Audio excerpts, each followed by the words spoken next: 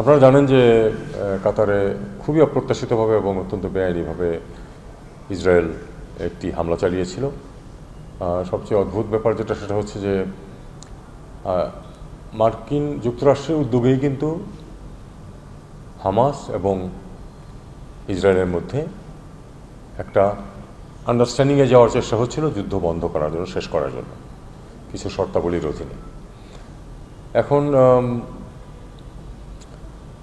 আলোচনা করতে যায় যারা, আলোচকদেরকে মেরে ফেলার চেষ্টা করা, এটা একটা বড়ই অদ্ভুত বিষয়। কারণ যদি যে কোনো কিছু যুদ্ধ শেষ করতে হয় তাহলে তো আলোচনা করতেই হয়, বা কোনো কনফ্লিক্ট শেষ করতে হলে আলোচনা করতে হয়। আলোচকদের যদি আপনি মেরে ফেলেন তাহলে, বা মেরে ফেলার চেষ্টা করেন, তাহলে আলোচনা এগোবে কী করে? তো এরকম অদ্ভুত ঘটনাটা ঘটেছে। আমাদের যে সভাটা গতকাল এবং গত পরশু হয়েছে, গত পরশু ছিল মন্ত্রী পর্যায়ের আর গতকাল ছিল সামিট লেভেলের। তো এটার মূল উদ্দেশ্যটা আসলে ছিল এই দুঃসময়ে কাতারের প্রতি আমাদের যে একটা সমবেদনা শুধু নয়, তার প্রতি সমর্থন ব্যক্ত করা, এবং যে অত্যন্ত গর্হিত কাজটি ইসরায়েল করেছে সেটা কন্ডেম করা। মূলত এটাই ছিল কাজ। সেই কাজটা আমরা করেছি গত পরশু।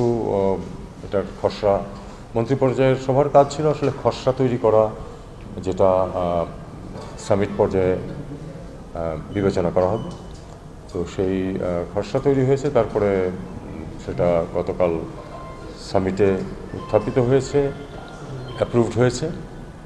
এছাড়া এখানে যে ডেলিগেশন হেডরা ছিলেন তাদের সবাই না, অধিকাংশই তাদের কান্ট্রি স্টেটমেন্টও রেখেছেন, যেটা আমিও করেছি। এটাই ছিল মূল উদ্দেশ্য। আসল জিনিসটা হচ্ছে যে ইসরায়েলি এই আক্রমণের নিন্দা করা এবং কাতারের প্রতি সমর্থন, সহমর্মিতা